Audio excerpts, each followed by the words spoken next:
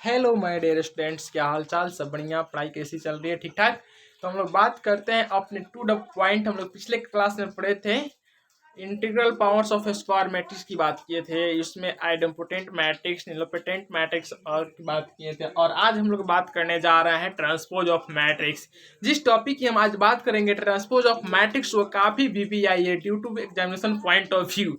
Okay, क्योंकि ये जो पॉइंट है, इस पॉइंट से एग्जामिनेशन में बहुत सारे क्वेश्चन पूछे जाते हैं as like NDA, air force, navy में। ओके, तो हम लोग लेट्स डू डिस्कस करते हैं। आज टॉपिक है मेरा ट्रांसपोज ऑफ मैट्रिक्स के बारे में कि ट्रांसपोज ऑफ मैट्रिक्स क्या होता है, कैसे डिनोट करते हैं, कैसे उसको निकालते हैं। तो चलो उसको हम बात करते हैं आज। तो मेरा टॉपिक है ट्रांसपोज।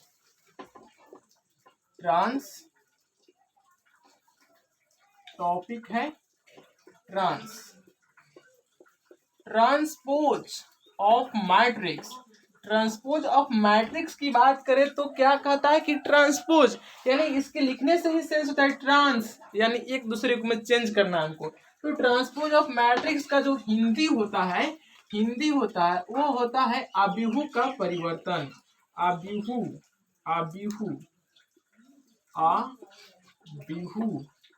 का परिवर्तन क्या होता है? ट्रांसपोज, आव्यूह का परिवर्तन। अब इसको तो मैंने लिख दिया आव्यूह का परिवर्तन, बट इसको हम डिनोट कैसे करेंगे ट्रांसपोज ऑफ मैट्रिक्स को? तो जब हम ट्रांसपोज ऑफ मैट्रिक्स को डिनोट करते हैं तो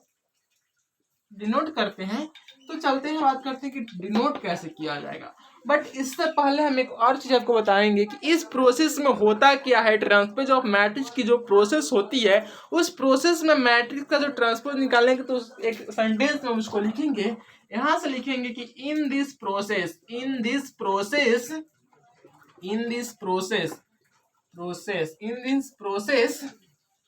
रो एंड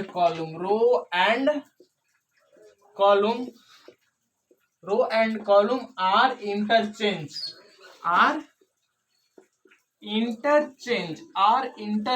कर जाते हैं।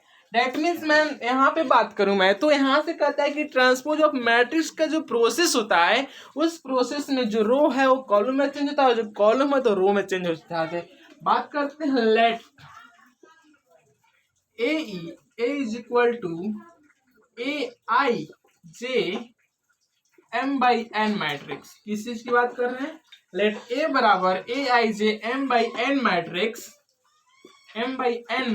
Okay, let A I J is equal to M by N matrix. Then अगर हम इसका निकाले ट्रांसपोज तो क्या होगा? इसका ट्रांसपोज होगा A transpose is equal to A J I into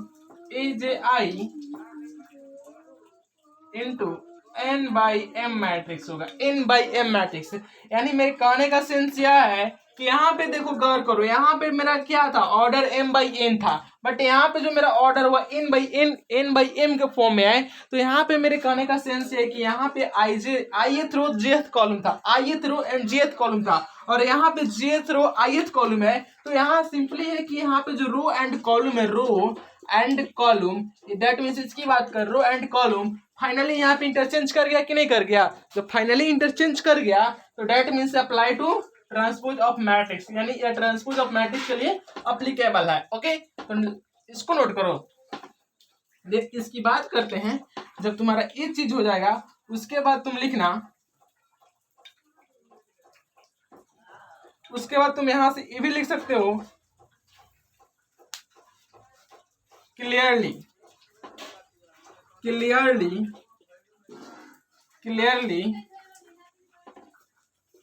A is m by n matrix. Clearly A is m by n matrix. Clearly A is m by n matrix.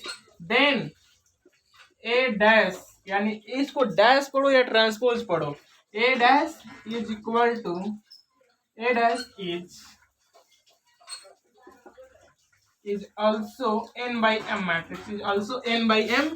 matrix. Okay, n by n matrix. एक चीज और इसमें mention करना छूट रहा है, पहले यहाँ तक आप नोट करो। एक चीज इसमें और छूट रहा है कि हाउ टू डिनोट या represent of transpose of matrix, यानी ट्रांसपोज ऑफ मैट्रिक्स को हम लोग कैसे डिनोट करते हैं, कैसे रिप्रेजेंटेशन करते हैं। तो यहाँ पे हम लिख सकते हैं, यहाँ पे लिखना कि transpose of matrix is denoted by, यहाँ पे लिखे हैं, यहाँ पे लिखो transpose of matrix, transpose of matrix is denoted by A dash और एटी, यानी इससे हम डिनोट करते हैं किस चीज को, तो ट्रांसपोज ऑफ मैट्रिक्स को डिनोट करने के लिए दैट मीन्स हम ए डैश लिख सकते हैं या इसके पावर एटी लिख सकते हैं, ठीक है। But transpose of matrix is denoted by A dash और एटी, इस चीज से हम डिनोट करेंगे। और फाइनली मेरा यहाँ भी क्लियरली लिख रहा है कि A is M by N matrix, then A transpose is also N by M matrix. यानी मेरे प्यारे बच्चों, इसमें ध्यान रखने वाली बात यह है कि जब भी ट्रांसपोज की बात आए, row and column are interchange, यानी रो एंड कॉलम को इंटरचेंज कर देना है, बाकी सब झंझट दूर। ओके, तो please note down fast.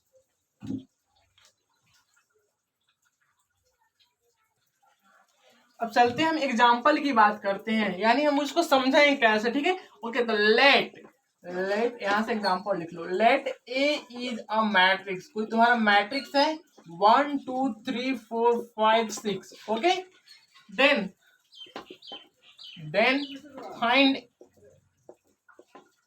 80, then find 80, यानी ए ट्रांसपोज की बात हो रही है, किस चीज की बात हुई है, देन फाइंड 80, यानी 80 या ए डैश कुछ भी बोल सकता है यहाँ पे क्वेश्चन में। तो 80 बोले या ए डैश बोले तो हमको समझना चाहिए कि ट्रांसपोज निकालना है। तो ट्रांसपोज में क्या बोले थे, row and column are interchange, okay. तो यहाँ से करो, सो इसको देखो, A transpose is equal to 1 2 3 4 5 6, हो गया, सारा का सारा कहानी खत्म हुआ कि नहीं हुआ। यहाँ पे देखो, यहाँ पे था तुम्हारा 2/3, कितना था 2/3, यहाँ पे इसका ऑर्डर कितना था 2/3, और यहाँ पे जो ऑर्डर है तुम्हारा कितना है 3/2। दैट मीन्स यहाँ पे बोले m/n के फॉर्म में था और यहाँ पे n/m के फॉर्म में हो गया। यही समझाना चाहते थे हम तुमको कि ये जो होता है ऐसे ट्रांसपोज निकलता है, और इस टाइप के छोटा छोटा question like NDA air force examination बहुत ज्यादा पूछे जाते हैं ताकि बच्चा कंफ्यूज हो जाए, ठीक है। ओके, तो यहाँ से आप नोट करो, इस क्वेश्चन को समझो, तुम्हारा concept clear.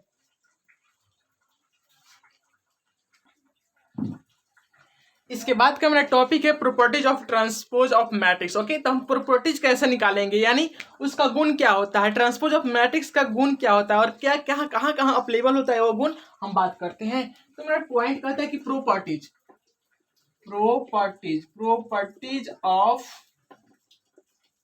Of transpose of matrix, properties of transpose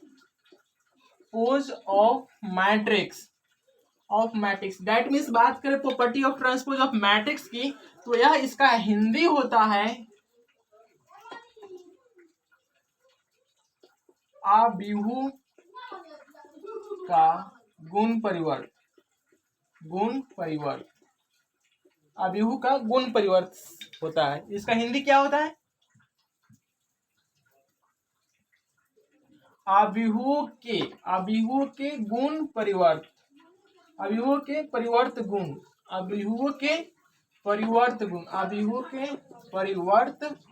गुण होता है इसका हिंदी, अभिहु के परिवर्त गुण होता है। दैट मीन्स बात करते हैं ट्रांसपोज ऑफ मैट्रिक्स, यानी इस यहाँ पे properties of transpose of matrix की बात की जा रही है। जब properties of transpose of matrix की बात करें तो मेरा फर्स्ट प्रॉपर्टीज कहता है मेरे दोस्त, कि यहाँ पे फॉर एनी मैट्रिक्स ए क्या है तुम्हारा, सपोर्टेड मान लो कि फॉर एनी मैट्रिक्स कोई ए है जिसको हम लोग क्या करते हैं, वी हैव, अगर यहाँ पे कोई मैट्रिक्स दिया हुआ है फॉर एनी मैट्रिक्स, किसी भी मैट्रिक्स के लिए एप्लीकेबल है, for any matrix A V have, अगर सपोज दैट तुम्हारा कहीं दिखे ए ट्रांसपोज का होल ट्रांसपोज कहीं तुमसे पूछेगा एग्जामिनेशन में दिखाई दे कि ए ट्रांसपोज का होल ट्रांसपोज कितना होता है, तो ए ट्रांसपोज का होल ट्रांसपोज तुम्हारे ए के इक्वल होता है, ओके। ए ट्रांसपोज का होल ट्रांसपोज ए के बराबर था। इस प्रॉपर्टी से डायरेक्ट क्वेश्चन आते हैं और आए हुए भी हैं। ए ट्रांसपोज का होल ट्रांसपोज इक्वल टू ए होता है। इस पॉइंट को तुम हाईलाइट कर लो।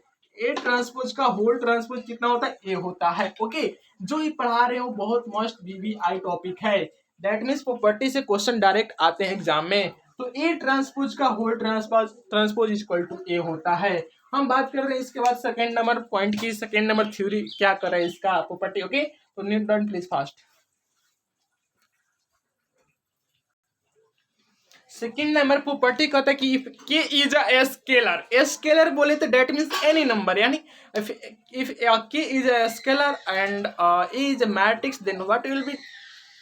देखते हैं सेकेंड नंबर प्रॉपर्टीज कहता है if k is a scalar, if k is a scalar, if k is a scalar, that means any number,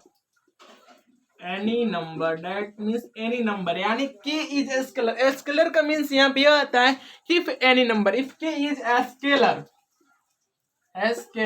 and a is a matrix and a is a matrix, क्या चीज, and a is the matrix, then एक आता है, then क्या होता है, then k into ए का whole transpose कितना होता है। यानी डेट मीन्स अगर तुमसे कोई क्वेश्चन पूछे कि इफ बताओ कि यदि कोई k एक स्केलर है एंड ए कोई मैट्रिक्स से कोई अवयव है, तो उसका जो तुम्हारा होगा वो कितने के इक्वल टू होगा, तो उसका ट्रांसपोज कितना होगा।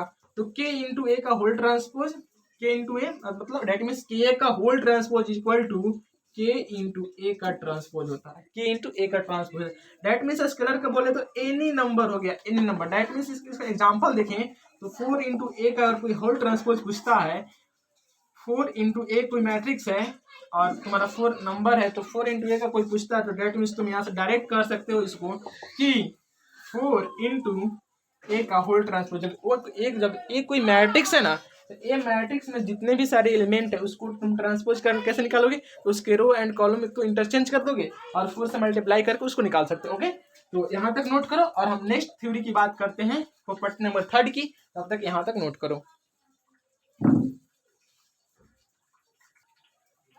थर्ड नंबर प्रॉपर्टी कह रहा है कि अगर किसी दो मैट्रिक्स को जोड़कर उसका ट्रांसपोज निकाले तो क्या होता, what happen if two matrix are adding, then what happens to will be get result. Okay, तो हम बात करते हैं कि टू मैट्रिक्स को जोड़ने से क्या रिजल्ट आता है। तो चलो थर्ड नंबर प्रॉपर्टी कहता है मेरा कि थर्ड नंबर प्रॉपर्टी कहता है कि if A and B are, if A and B are two matrices, if A and B are two matrices, then A plus B का होल ट्रांसपोज कितना होगा। देन ए प्लस बी का whole transpose कितना होगा, that means बोले तो A transpose plus B transpose के बराबर होता है। अगर कोई दो मैट्रिक्स दिया हो, उस मैट्रिक्स का जोड़कर ए प्लस बी का होल ट्रांसपोज पूछता है, तो हम उसको फाइनली लिखेंगे कि A transpose plus B transpose होता है। ओके, तो प्लीज नोट डाउन फर्स्ट।